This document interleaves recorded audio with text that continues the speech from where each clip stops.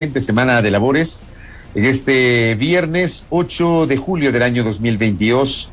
Gracias por acompañarnos, por sintonizarnos. No se olviden, estamos a través de nuestras frecuencias en señal abierta en todo el país. Hemos tenido algunas dificultades, nos han seguido alertando nuestros oyentes, nuestros internautas, de dificultades que tenemos con nuestra señal abierta en varias provincias. Estamos en el camino de la solución, como les he contado en varias ocasiones. Esto lo venimos arrastrando desde el paro, que nos impidió a nuestros técnicos llegar a los sitios desde donde generamos justamente la transmisión.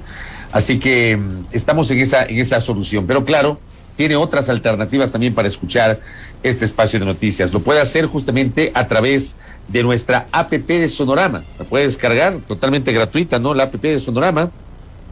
Igualmente nos pueden sintonizar a través de la internet por www.sonorama.com.es, nuestras plataformas digitales en Facebook Live, como siempre.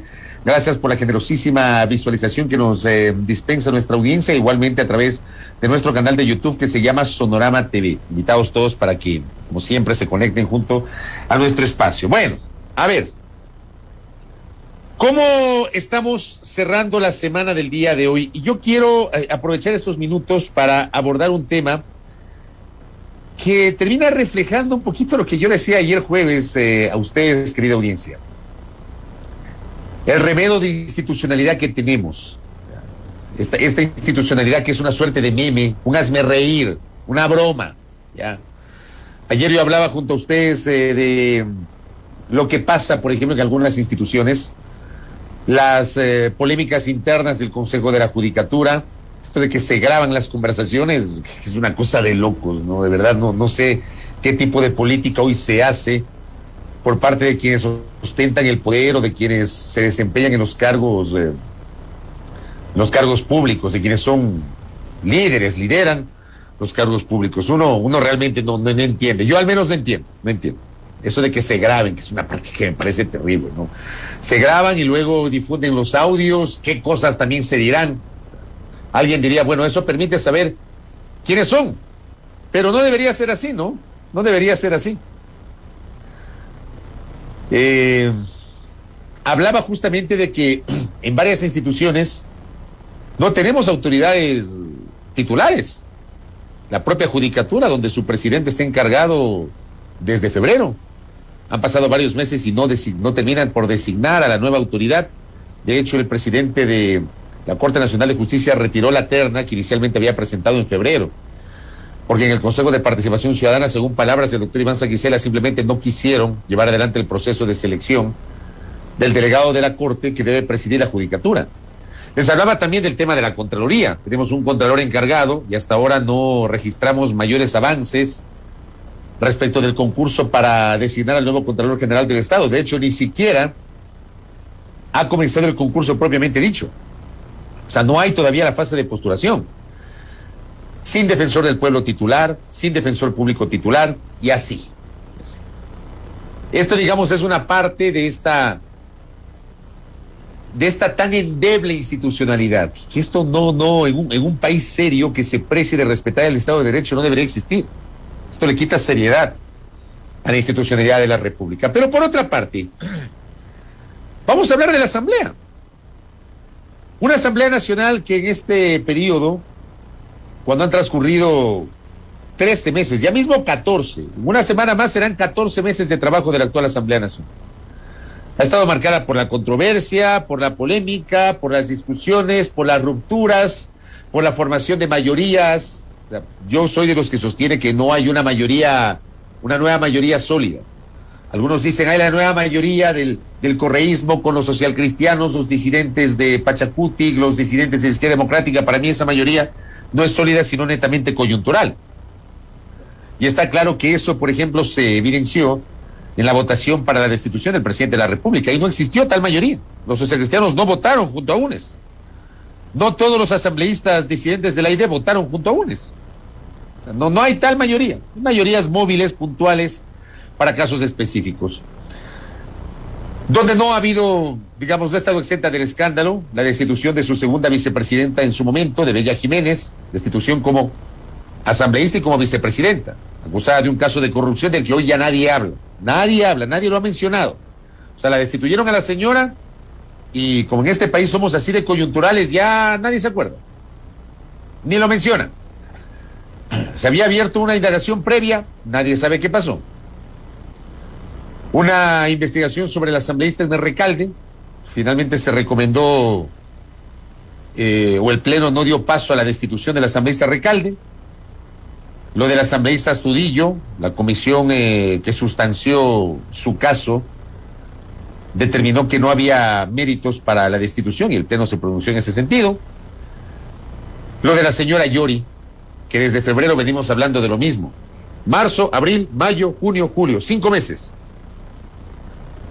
Y seguimos obviamente hablando de lo mismo, de la situación de la señora Yori.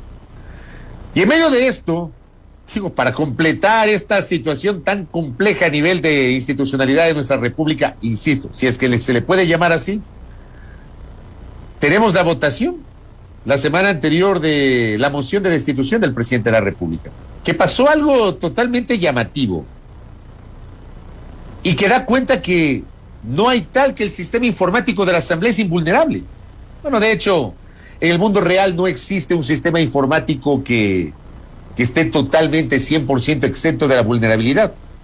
Por eso hay los hackers internacionales y por eso ha habido ataques a sistemas informáticos no solamente en el Ecuador, sino alrededor del mundo, supuestamente muy seguros. Pero nos habían dicho que el sistema informático de la Asamblea tenía mucha seguridad, que era imposible que se pueda alterar el pronunciamiento de los legisladores a través del voto. El voto, en este caso del voto electrónico, que está vigente desde hace algún tiempo. Hay que recordar que la sesión de destitución del presidente de la República se dio de modo telemático, la Asamblea no podía sesionar de cuerpo presente, tomando en cuenta la situación de conflictividad social que enfrentaba la República. Y en medio de ello, 4 votos. Esa sesión fue tan polémica, primero que fue una sesión larguísima, como 20 horas, si sumamos sábado, lunes y martes. No, sábado, domingo, martes. Sábado, domingo, martes. Así fue más o menos el desarrollo de la sesión. Sábado, domingo y martes.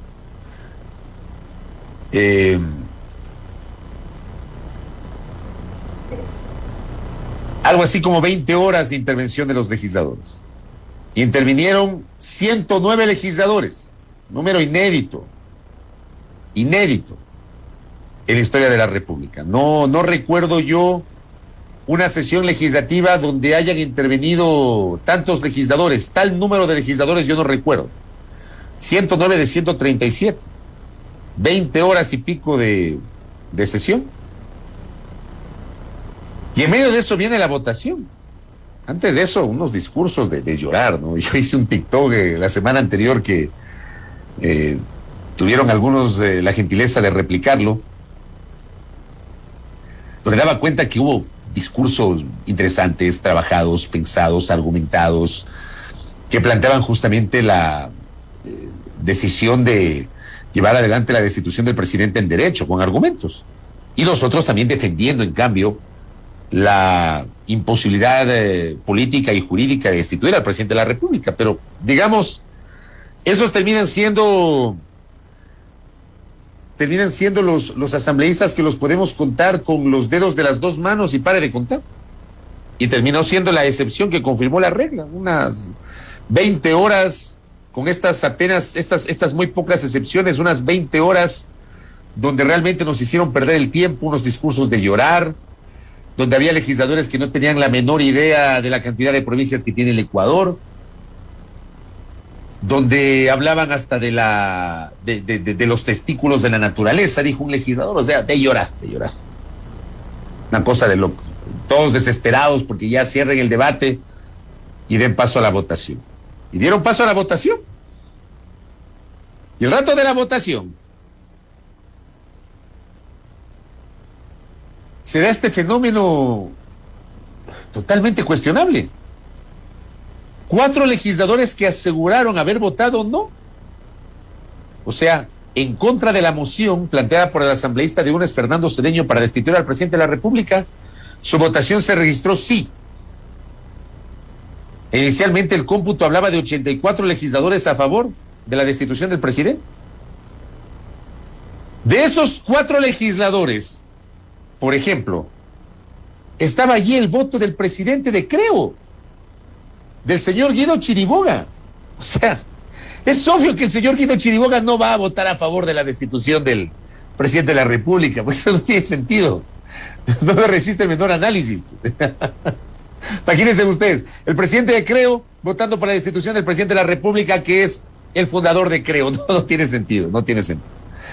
No tiene sentido. Además que la esposa del asambleísta Chiriboga es ministra de Estado, es la ministra de Telecomunicaciones y Sociedad de la Información. O sea, no hay dónde perderse. No hay. Pero se registró así la votación del asambleísta Chiriboga a favor de la moción de Fernando Cedeño. Más 3 votos de 3 legisladores de la izquierda democrática. Marlon Cadena, el coordinador de la bancada de la ID. Vilma Andrade, una de las dirigentes de viejo cuño de la ID, y Dalton Basigalupo, igualmente un político de viejo cuño de la izquierda democrática. Resulta que los 3, cuando el bloque, si se le puede llamar bloque, está claro que la ID ya no es un bloque, pero este sector político que ha perdido 8 legisladores en el curso de este periodo y tiene solamente 10, según nos refería a la víspera en la entrevista que le hicimos con Belkis, la segunda vicepresidenta de la Asamblea, Yesenia Guamaní, son 10, yo pensaba que eran 9, ya nos habla de 10. Ellos habían resuelto no apoyar la destitución del presidente de la República. Y por supuesto, Yesenia Guamaní decía, ¿no? Esto como digo, parece chiste. Decía Yesenia Guamaní, nosotros estábamos esperando que vote primero el coordinador de la bancada, porque él es el que da la línea. Marlon Cadena, él es el que da la línea, o sea, vota él y el resto del sector político entiende y también vota. Y se sorprenden cuando Marlon Cadena vota a favor de la moción de destitución del presidente de la República. Y ojo, como esto era telemático, los legisladores tenían apagados los micrófonos. No es cuando están en el pleno que se paran y hacen, en ese momento protestan o alertan lo que está pasando. Y se registra esa votación con 84. Y luego, claro, vino la rectificación, el mismo problema en la rectificación. Así que la salida fue la reconsideración. Es decir, dejar todo en foco cero, volver a presentar la moción, volver a votar, se solucionaron los problemas informáticos y ya. Finalmente quedaron en 80 legisladores a favor de la moción de destitución del presidente de la República. El tema es que, querida audiencia, esto parece chiste, ¿ya? Pero termina siendo anécdota dentro de nuestra folclórica institucionalidad, porque es graciosísimo. Y resulta que alguien, o sea, es graciosísimo desde la forma, en el fondo es muy grave, en el fondo es recontra grave. Gracioso en la forma, uno se puede reír cuando le ve a Vilma Andrade con un cartelito chiquito en la transmisión de Zoom poniendo no, o uno ve el video que viralizó Dalton Basigalupo con un cartel enorme poniendo no, o sea, la votación de no, ¿ya? O por ejemplo a Marlon Cadena, que igualmente con un papel mostraba en la pantalla de su webcam en la transmisión de Zoom para que se vea que efectivamente votó en contra de la moción de Fernando Cedeño. Digamos, eso en el plano anecdótico, gracioso, pero el fondo es grave. El fondo es muy grave. Ya lejos de cualquier chiste, el fondo es muy grave. Porque resulta que alguien vulneró el sistema de votación de la Asamblea Nacional. Y sobre esto se han presentado 2 denuncias en la Fiscalía General del Estado.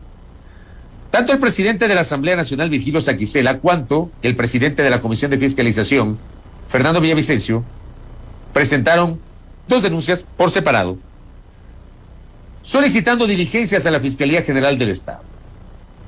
Que se recete la versión del presidente Saquicela, del secretario de la Asamblea Nacional, del personal de gestión de operaciones tecnológicas y de quienes son parte justamente del área de comunicación del Parlamento, para poder comenzar justamente a establecer qué fue lo que pasó. Porque el informe que elaboró el Departamento de Tecnologías de la Asamblea Nacional señaló que del análisis de los archivos se puede observar que en los 4 casos correspondientes a los asambleístas Andrade, Bacigalupo, Cadena y Chiriboga, se estableció la existencia de una dirección IP y un identificador ID en común. La dirección IP es obviamente aquella dirección desde donde se genera la internet. O sea, yo por ejemplo en este momento estoy en mi computadora y tengo aquí en mi módem tengo una dirección IP. O sea, mi módem tiene una dirección IP. Entonces desde ahí se genera esta transmisión. Esa es mi dirección IP. Había una sola dirección IP y un identificador ID en común que realizó conexiones entrantes a dichas curules virtuales.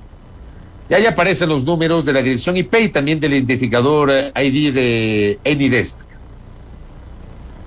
El informe además señala que en ningún momento de la mencionada sesión se vio comprometida la integridad del sistema de curul electrónica, puesto que no se evidenció ni se registró ningún acceso a los servidores que proporcionan su funcionalidad. Por lo tanto, se concluye que el sistema continúa manteniendo sus acostumbrados niveles de confiabilidad y seguridad, con los que lleva trabajando sin presentar problemas graves desde febrero del año 2012, cuando fue puesto en producción en la Asamblea Nacional. Aquí yo, por ejemplo, identifico una contradicción, porque en esta segunda parte casi que tratan de defender la seguridad del sistema, y está claro que el sistema no tiene tal seguridad. Seguramente habrá que tomar otros correctivos, pero alguien se metió a esas curules. Pero digo, o sea, se meten a la votación del presidente de Creo.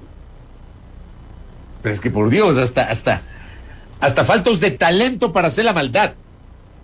Se meten a la votación del presidente de Creo para aparecer el voto del presidente de Creo a favor de la moción de destitución del presidente de la República, que además es el líder de Creo. Ese tipo de cosas uno no las entiende, ¿no? El asambleísta Villavicencio, en la denuncia que él presentó, habla de inconsistencias en cuanto al informe técnico que recién hace 3 días, el martes 5 de julio, se difundió a los legisladores, lo cual para Villavicencio termina siendo extraño porque considera que hay una dilación de 4 días en su difusión.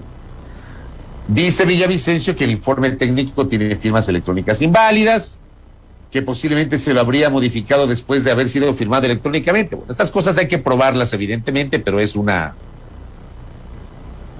alerta que señala el asambleísta Villavicencio.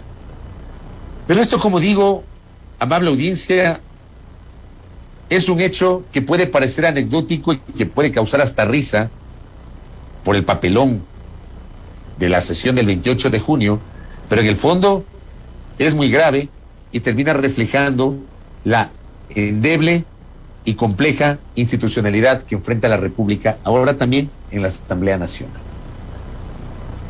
Yo creo que no quería cerrar la semana sin hablar justamente de este tema, que ahora mismo debe ser materia de una profunda investigación por parte de las autoridades judiciales en este caso, porque está claro que hay un delito.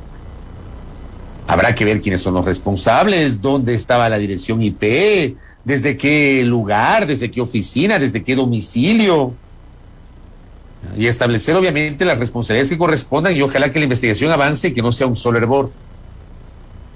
Pero sí es un elemento para mencionar, ¿no? Sí es un elemento para compartirlo con todos ustedes. Bueno, ese es un tema con el cual cerramos la semana.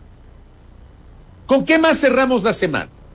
Ustedes saben que aunque a alguna gente le caiga muy mal, como vengo diciendo varias veces y no me voy a cansar de eso, le haya caído muy mal que este periodista y que desde este espacio de noticias y que desde este medio de comunicación hayamos manejado la postura de conciliación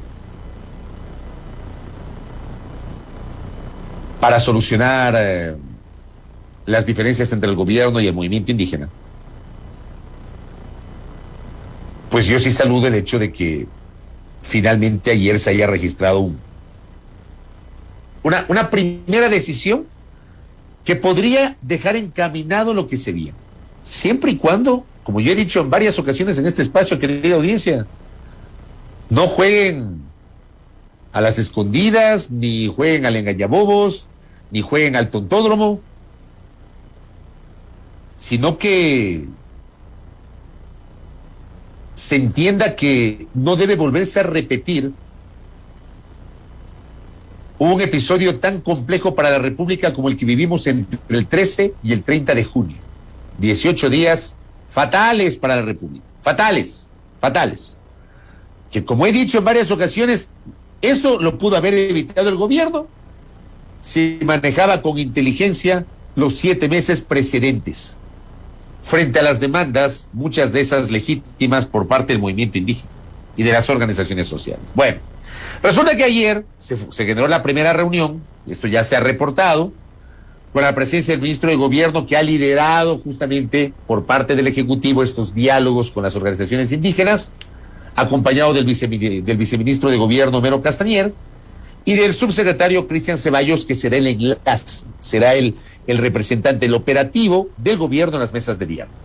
Y por el otro lado, Leonidas Issa Salazar, presidente de la CONAIE, Eustoquio Toala, presidente de la Federación de Indígenas Evangélicos FEINE, y Gary Espinosa, el presidente de la Confederación de Organizaciones Campesinas Indígenas y Negras FENOS.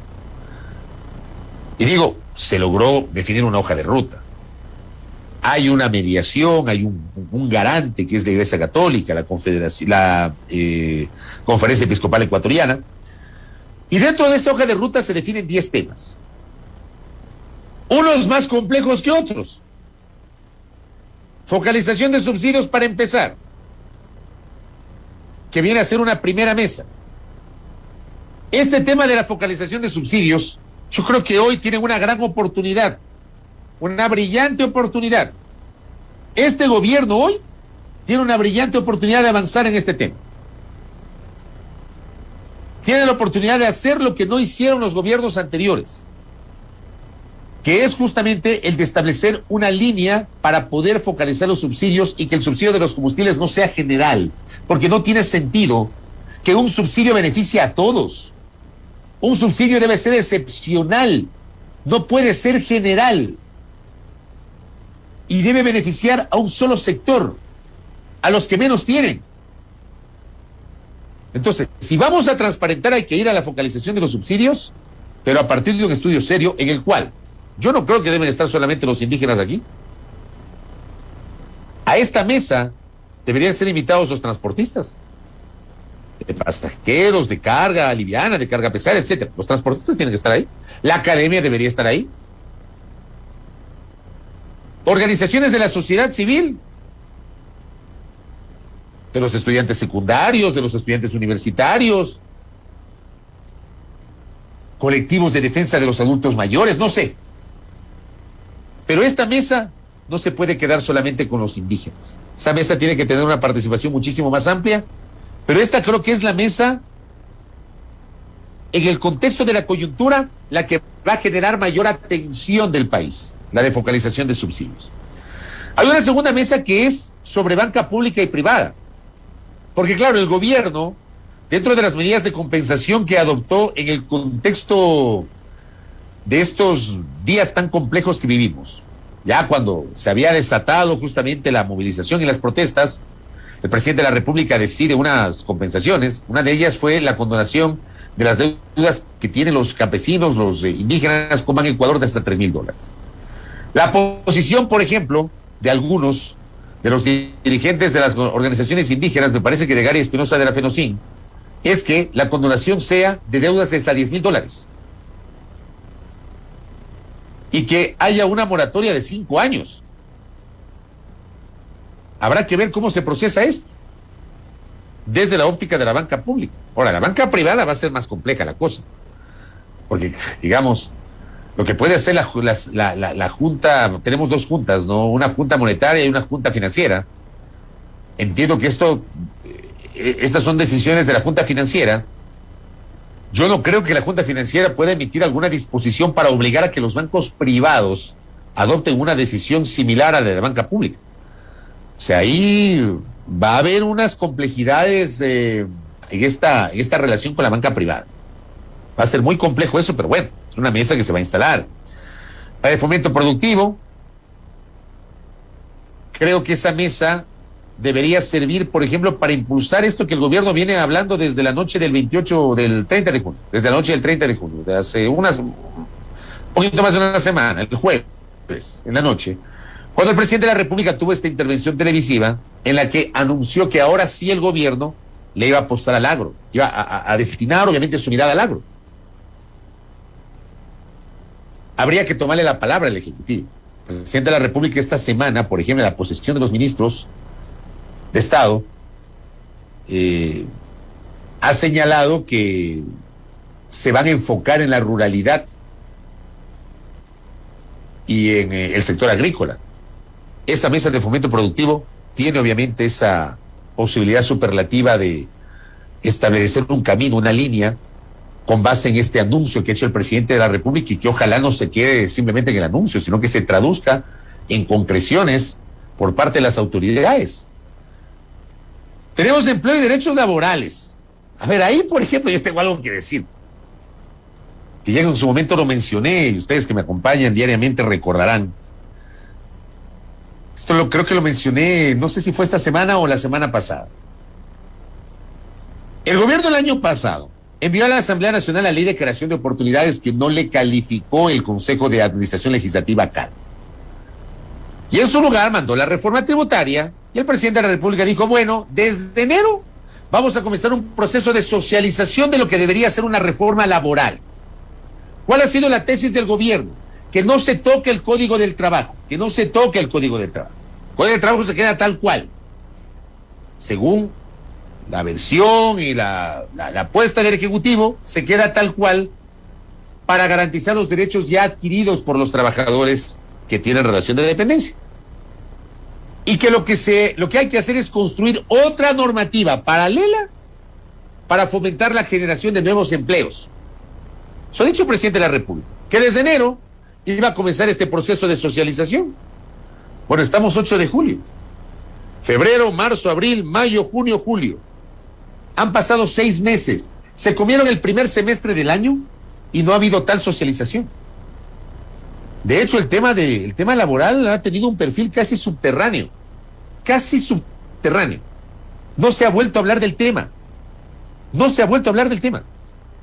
No le hemos escuchado al ministro de Trabajo, Patricio Donoso, ni al propio presidente de la República, ni a otros voceros del gobierno volver a tocar el tema laboral.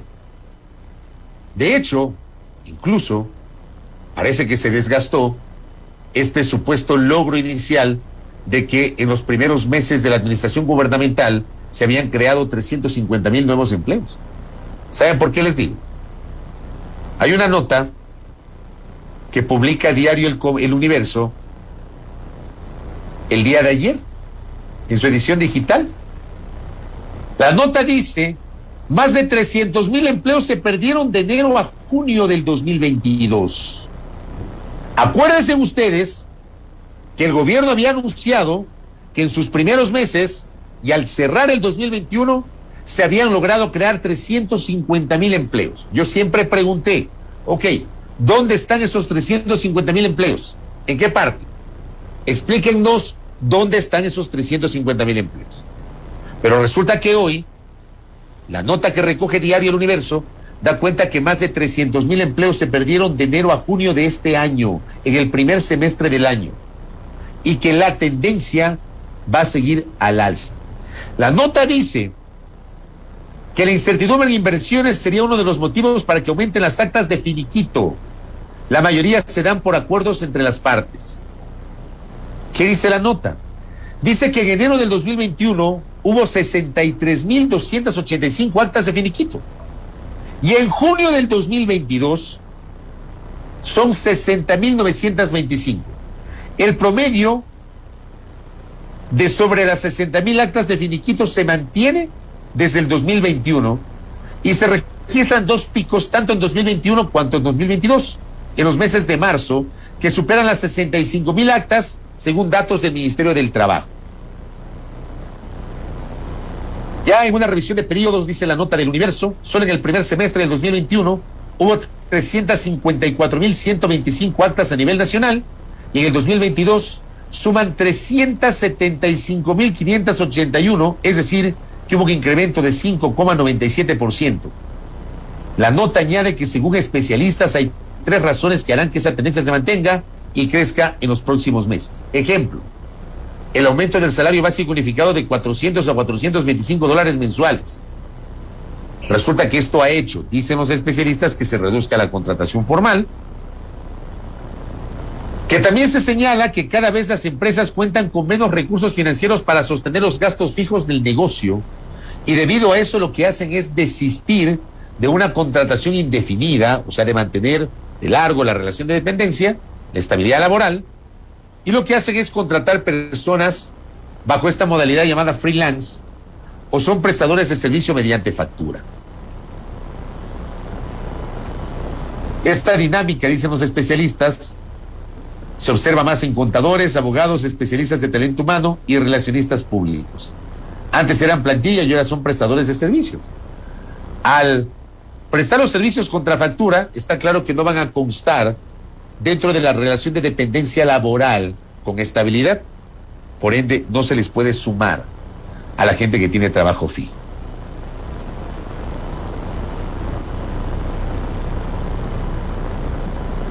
Y claro, aquí en la nota se menciona justamente las complejidades generadas por estos factores, y se añade un tercero, la incertidumbre que generó el paro nacional. Entonces se habla que los próximos 3 meses habrá una pausa en inversiones, en contrataciones, luego del paro nacional. De esto poco se habla. Por eso les digo, el gobierno ya no habla del logro de las 350,000 plazas de trabajo creadas en su primer año o en el curso del 2021. Hoy tenemos unas cifras espeluznantes. 300,000 empleos que se perdieron en el primer semestre del año, pero ahí sí, nadie dice nada. Entonces va a ser interesante ver cómo abordan el tema en la mesa, con los sectores sociales. Empleo y derechos laborales, de lo cual no se habla absolutamente nada. Esta mesa va a ser polémica, la siguiente, energía y recursos naturales, sobre todo por el tema minero. Ayer conversamos en el noticiero con Rebeca Illescas, ex ministra de Minería, y ella justamente tenía su posición sobre este debate. El tema minero. ¿Qué va a pasar allí? Tema petrolero, obviamente, hubo la derogatoria del decreto 95, pero está vigente el decreto 151. Habrá que ver a qué tipo de acuerdos se arriban con los indígenas para el tema minero. Tenemos derechos colectivos y educación superior, protección e inversiones nacionales, es otra mesa, control de precios, no sé cómo lo van a hacer, que ayer les dije, les leí una nota justamente ayer, en el sentido de que luego del paro, hasta el sol de hoy no se normaliza, pues, los precios habituales, los precios oficiales de determinados productos. Y en algunos barrios de Quito resulta que, según esa nota que leímos ayer, se vende el cilindro de 15 kilos de gas de uso doméstico a $10. ¿Dónde están los intendentes? ¿Dónde están los gobernadores? Hubo un decreto ejecutivo que les mostré el día de ayer. No pasa nada. El acceso a la salud es otra mesa. Bueno, primero doten de medicinas a los hospitales públicos, ¿no? Primerito, doten de medicinas a los hospitales públicos. De ahí hablamos del acceso a la salud. Tiene que empezar por ahí. Está corriendo el plazo de 60 días de la vigencia del acuerdo ministerial que declaró el estado de emergencia en las unidades regentadas por el Ministerio de Salud. Y estamos en espera de que lo propio ocurra para el caso del IES, del ISPOL y del ISP. Y el tema de seguridad, porque hemos vuelto al mundo real después del paro. No nos sentimos seguros y de eso hemos hablado N cantidad de veces. Y ya no nos digan, o sea, ya ahorita se desgastó el discurso de que no tienen plata para los policías. Eso está desgastado. Eso está desgastado. Basta con ver las imágenes de ese montón de motocicletas con policías controlando a los manifestantes durante el contexto de las protestas de junio. Se han tenido gasolina, se han tenido motos, han tenido batería en los carros y se han tenido pues uniformes. Esas mismas habilidades muéstrenlas para el combate a la delincuencia. Esas son las 10 mesas. Por lo menos ya hay un principio. O sea, a mí, ¿qué es lo que me esperanza? Permítame ilusionarme, ¿ya? Más allá de la crítica periodística. A mí me esperanza que por lo menos haya esto. Hay un punto de partida que no hubo en octubre de 2019. No lo hubo. En octubre de 2019 no hubo este punto de partida. Hoy sí lo hay. Ya hay un punto de partida. Eso ya genera una esperanza. Como sociedad tenemos que monitorear, ir monitoreando el desarrollo justamente de este tema, de estos temas. Y a partir del 13 de julio, ¿cuándo es 13 de julio? El miércoles de la próxima semana, empezarán a correr los 90 días. Estamos pendientes y yo sí hago votos porque de allí se puedan lograr soluciones o por lo menos dejar encaminado esto para el futuro y que no se repita nuevamente.